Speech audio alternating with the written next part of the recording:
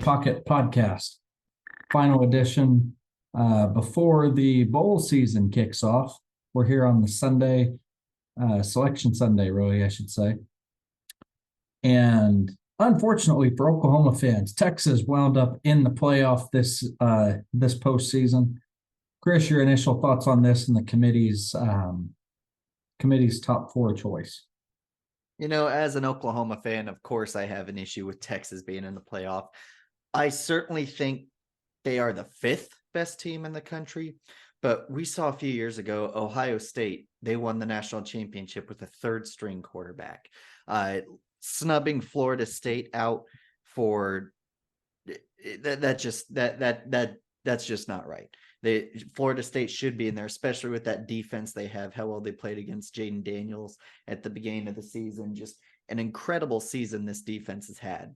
And I don't care for their decision to leave them out. I saw this thing earlier saying that the BCS calculator, if the numbers were put in correctly, that is their 14 playoff would have been number 1, Michigan, number 2, Washington, number 3, Alabama, number 4, Florida State.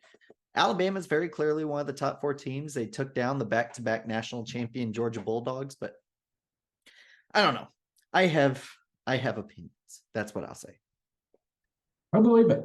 And I think the thing we can't gloss over, much as we'd like to, is that Alabama team that took down the 2-time defending champion was taken down by Texas. So, to your point, I don't know that it should have been a Texas versus Florida State debate. I think it more should have been a Florida State versus Alabama debate for that 4th spot. I think Texas deserved to be there. Alabama, I'm not so sure. It's an Alabama team that struggled mightily with significantly inferior competition for most of the season. We all remember South Florida, UAB or South Florida. They're both green. I can't remember which one Alabama played, but it was that nice rain delay game. South Florida. Yeah, and they go up against 6-6 Auburn and have to rely on a 4th and goal from the 31 to pull it off. So I don't know that Alabama belonged there. If we're honest, I think Florida State deserved Alabama's spot. But I mean, Texas with Quinn Ewers, with Adonai Mitchell, with everybody, went down to the wire against TCU. They were winning 26-6 and blew a 20-point lead. They barely escaped with a win. And same story with Houston. Of course, Quinn Ewers got hurt in that game, but that was after they blew the 21-point lead and had to rely on the refs to get them the win. So it can be made for both sides. But regardless, the playoff is what it is. Yeah, and ultimately the close game debate, that can be run for any team in that top 4.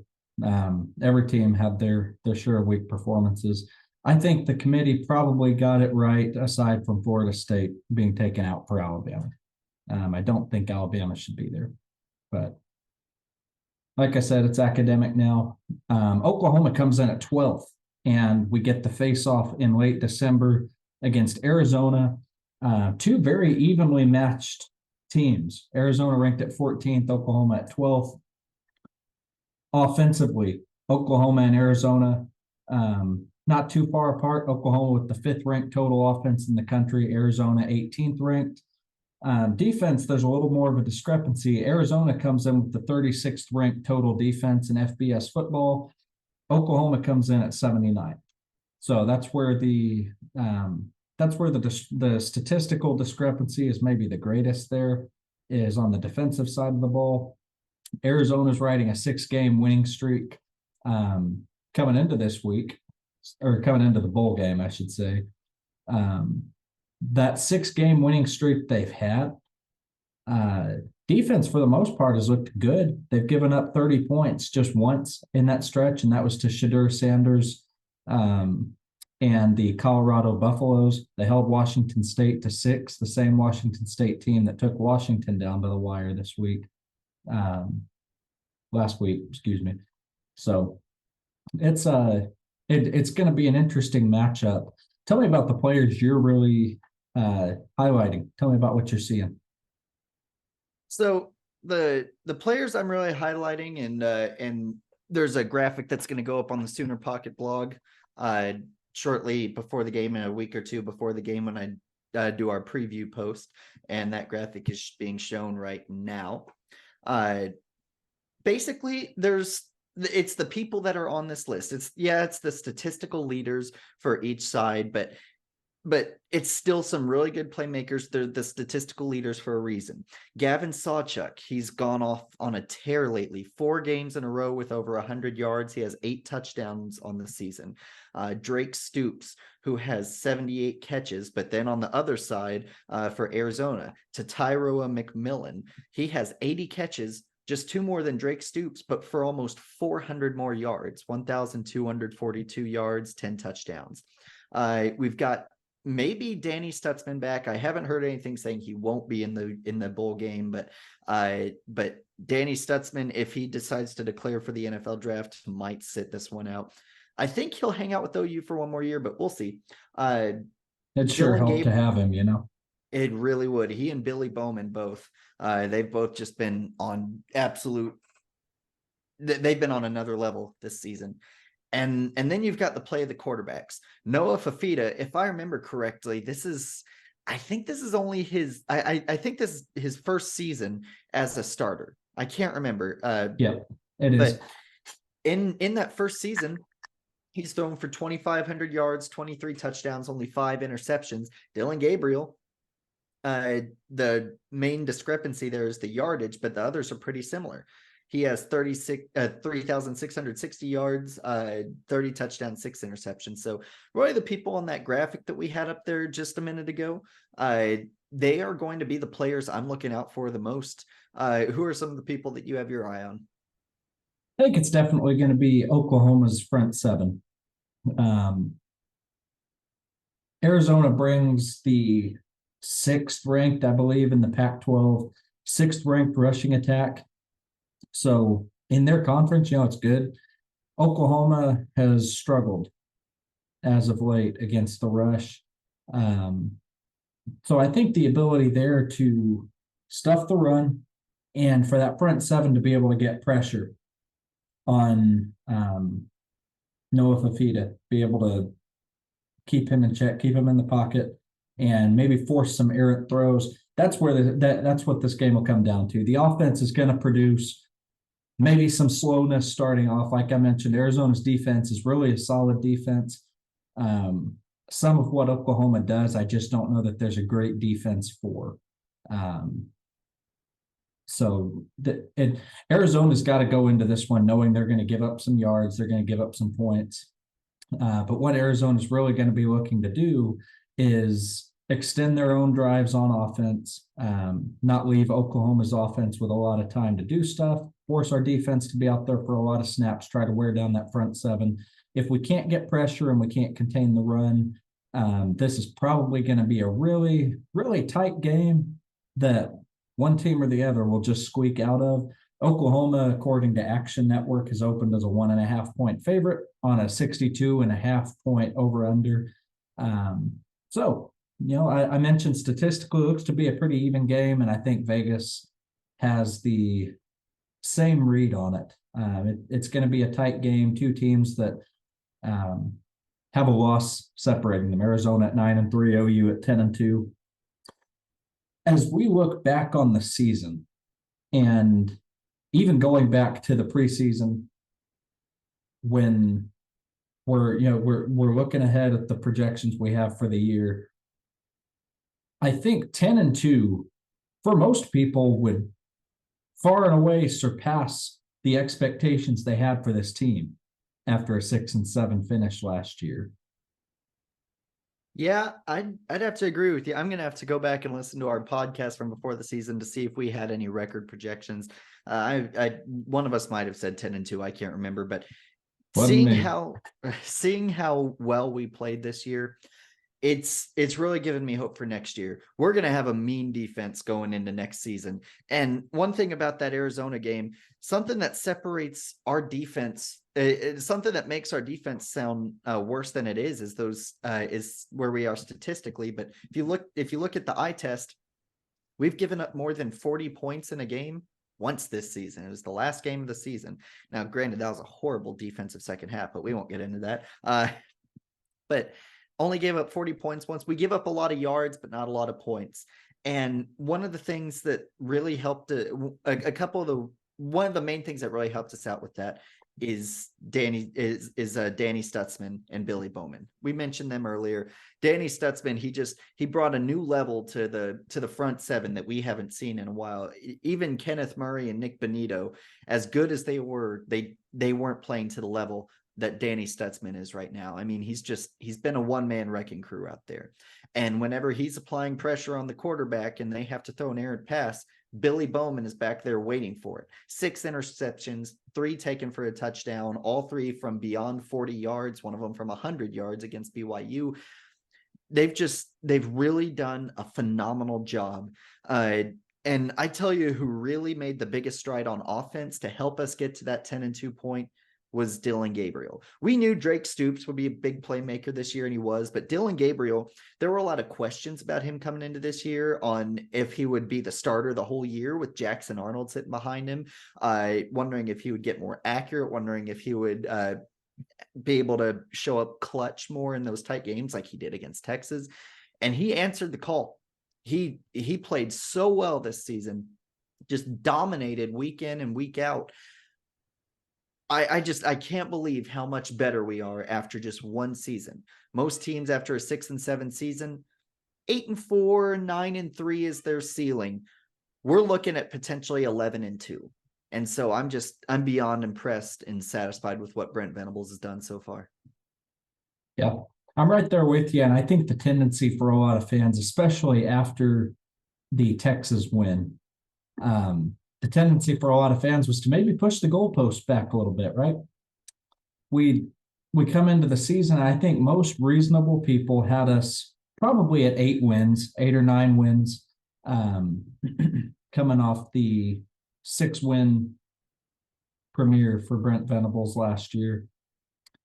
And for us to be where we are after the Texas game, a lot of people, myself included, were very hyped up on the rest of the season, seeing what we did to Texas. Was it fair? No, not fair to the players, to the team, to change the expectations midseason. That's not to say that we performed up to par, performed to standard in our 2 losses this year, Kansas and Oklahoma State. It's just to say that back at the start of the season, most people, I think, had us around 8 or 9 wins. So to go 10-2 is huge. And like you mentioned, Billy Bowman having the most pick sixes, most defensive touchdowns for a single player in a season in Oklahoma football history. Crazy. He is probably the best defensive back, like best ball hawk defensive back we've had since, Derek Strait or Brandon Everidge from the early 2000s. We've got a heck of a unit that can really lead us well into the SEC next year. I hope, to your point, that Danny Stutzman sticks around. He's going to be a key leadership voice, I think, and he has room to improve his draft stock further next year, coming into the SEC, competing in NFL light, as a lot of people call the SEC. So we'll see what he does. I hope he comes back. We're going to have David Stone, obviously, coming in next year. We'll have some other talent there. Peyton Bowen being in his 2nd year. So lots of good options. And the offense, too, I think is going to be in great hands under Joe John Finley and Seth Luttrell. Overall, the season is a resounding success. Is it disappointing to end up in the Alamo Bowl after the Texas game? You take the week after the Texas game and where we thought this team would be at the end of the season. It is disappointing. It's disappointing to be in the Alamo Bowl. When you look at the thing collectively, though, the statistical improvement we saw on defense and the improved consistency for most of the season on offense, I don't think you can call this season anything but a success. And it's a great it's a great launch pad going into our first season in the SEC. So I'm excited. Exactly. I agree. And, one thing that you couldn't help but notice this year, we went 10-2. And in the Lincoln Riley era, there were 2 seasons where we had 2 regular season losses. That was 2020 and 2021. Uh, and and a lot of people look at what Brent Venables did last year, having us at 6-7, and they'll say, well, we're in a much worse spot. But look at this 10-2 team that we have right now and compare it to 2020 and 2021. This team is more physical. They last longer. The defense is actually a defense that can go up against most teams in the country and make big plays and show up when they need to. It's just night and day difference. This team we have right now would beat the 2 lost teams that we had under Lincoln Riley. And the only place we can go from here is up, really.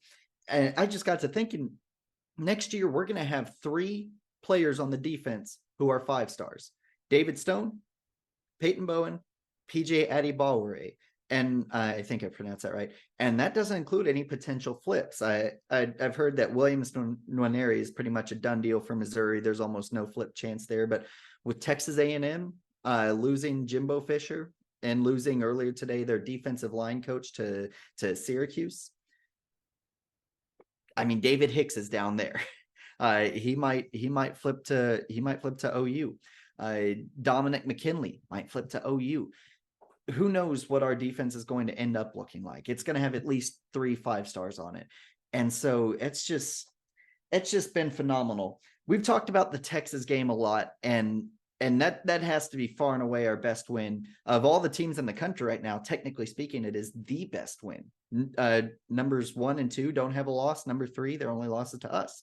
So that was a good win. But I tell you, the game that really hurt the most to watch was the Oklahoma State loss. The Kansas loss was bad. We were bad on all fronts, but to go up against your main rival, shut down Ollie Gordon for most of the game, I'd wager about 60-70% of his yards were on 2 runs on like 30. Adrian Peterson 2.0, right? Losers. Anyways, so and then seeing how many defensive stops we got in a row. I think it was like 7, 8, or 9 defensive stops in a row. 7. We should have beat them by 40. We would have beaten Texas in the conference championship game without a doubt. And we would be sitting here probably talking about our spot in the college football playoff. That loss to Oklahoma State, that had to be the lowest point of the season for OU fans out there. Yeah, and I would argue they're probably not our main rival. I think Texas far and away is our main rival. So that's the only part of that I would really contest. I don't think they're. I didn't mean to say our main rival. Texas is definitely our main rival.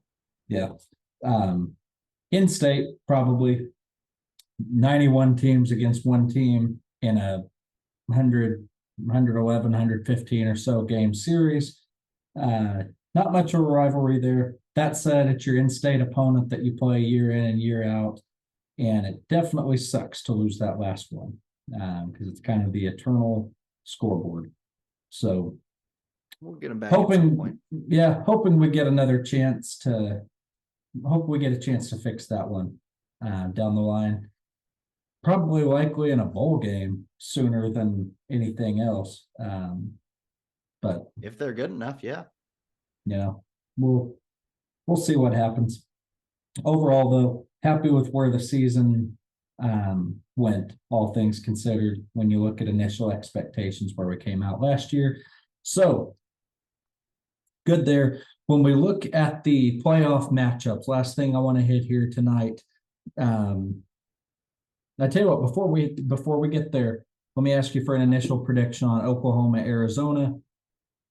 Your score prediction, who wins? I know you said that we're only like a 1.5 point favorite, which is kind of surprising to me. I think we are going to end up beating the brakes off of Arizona. I don't think it's going to even be close. Arizona, they've put up the numbers they have against teams that really aren't too good this year. They've had 1 or 2 nice games against some good teams. Like their game against Utah was certainly something. But I think that was just kind of a lightning in a bottle game, like 2019 Arizona State versus Oregon. Oregon, they were on the path to the playoffs with Justin Herbert. Arizona State had Jaden Daniels and Brandon Ayuk, which are really good players now, but back then, that was a game, wasn't it? that was a fun game to watch.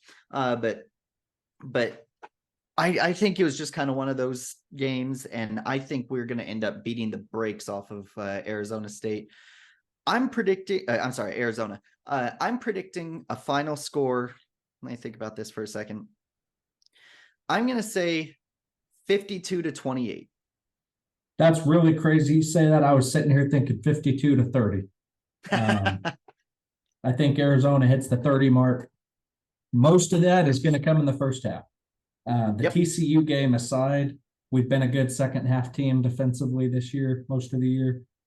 And I think that sticks. I think we're going to get run and thrown on a little bit in the first half. Probably give up, maybe 150 20. rushing yards. Yeah, 17-20, somewhere in there of that 30 points in the first half. Then that last little bit probably comes near the start of the third quarter, and then I think it's all over but the crying there. So You know, 52-30. there were a few games this year where you could really see the adjustments made right at halftime. So like the Tulsa game, we'd given up 2 blown coverages, wide open touchdowns in a row. And then the first drive of the second half, they go 72 yards to the 73 yards to the 2-yard line. One of the two. They went to the 3-yard line.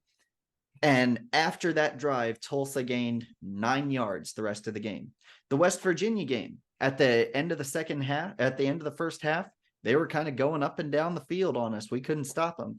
They get that touchdown to start the second half, and I think they crossed the 50 once for the rest of the game. You've got Iowa State, against whom we pitched a second half shutout after they kind of had their way with our offense for a lot of the first half. You've got the Cincinnati game where we just allowed 3 points in the fourth quarter, and that was it. There's been so many examples this year of us we might look sluggish or slow in the first half, but we dominate the second half.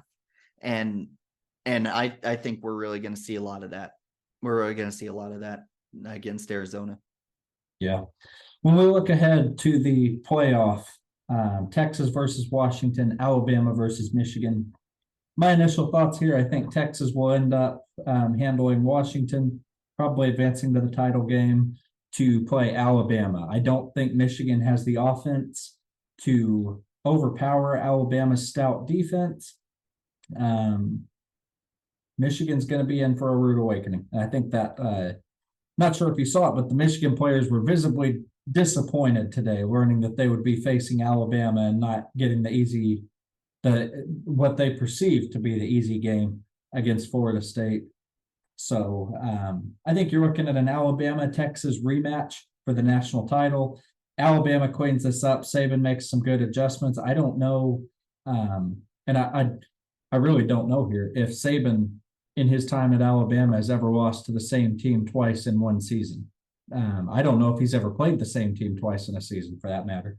But Georgia 2021. I don't see Nick Saban walking into this game and not being able to learn from the regular season matchup, especially having Jalen Milroe cemented in the system now. Alabama probably shuts Texas down, holding them to 28 points or fewer. I think Alabama puts up more. Alabama probably ends up winning somewhere in the neighborhood of a 45-24 type national title. What are your thoughts, real quick? I have the exact opposite scenario happening. Man. Everything you just said. You said that Michigan does the offense to go up against Alabama's defense. I don't think Alabama has the offense to go up against Michigan's defense. I mean, Michigan, they have the number, if I remember correctly, they have the number 1 scoring defense in college football. That is not something to turn your nose at. Even though the Big Ten doesn't have the best offenses, having the number 1 scoring defense through 13 games is nothing to ignore. They dominate everyone they come across on defense. I think Ohio State was their worst defensive performance of the year, and they intercepted Kyle McCord twice and kept them in check the whole game. It's going to be interesting to see how JJ McCarthy plays. against Alabama, because Alabama, they live and die on defense, or I'm sorry, Michigan lives and dies on offense with the run game. Alabama showed against Georgia they can and will shut down the run game. But also Blake Corum is no ordinary back. And then you've got Roman Wilson out there catching passes from Michigan. So I don't think Alabama has the offense to go up against Michigan's defense. And then Washington, they've had inconsistent performances all year. But every game, whatever their team needed the most showed up. So when they went up against, who was it? Was it Arizona or Arizona State? Their offense could not move the ball. They sucked on offense that game. But their defense barely allowed Arizona State to move an inch. Then in USC, Caleb Williams and that USC offense were going up and down the field on every drive. They needed Michael Penix and the offense to show up. And Michael Penix and the offense scored over 50 points. Against Oregon twice this year, they needed a complete team effort. They knew that their defense would give up some scores. They knew that their offense would get stopped. And so a complete team effort is what showed up. They kind of have the Texas syndrome of playing to their competition. They play down to their competition. They play up to their competition. I think Washington is too powerful of a team for Texas. I think Texas will probably get a nice lead at some point, maybe a 2-score lead, but Steve Sarkisian blows second half leads like it's nothing. And I think that we'll probably have a score of like, I don't know, 31 to 21 going into halftime. And the final score would be something like 49 to 34 Washington. Finally, Michigan versus Washington in the national championship. I think Michigan would find a way to come out with that one. And Michigan, they are the team to beat this year. They're a little too good. They're a little too good. Even without Connor Stallions in there, they are really good. And so I've got Michigan versus Washington in the title. Michigan coming away victorious. Well, that's fair. We'll see how it goes. Interestingly, this thought occurred to me a little bit ago. The Texas game is going to be the Sarkisian Bowl because Sarkisian was Washington's head coach earlier in this century. So that's it's an interesting angle on it too, I suppose. We appreciate you watching us, listening to us, however you get our podcast through this season. We'll have another episode before the bowl game, and we'll drop our podcast schedule for the off season and the preseason leading into the 2024 inaugural SEC season. We will drop that podcast schedule in our bowl game preview podcast. Again, we really appreciate you listening to us. Sam Knight, Chris Knight for the Sooner Pocket Podcast. Boomer Sooner, go Utes, and let's hope for a bowl game win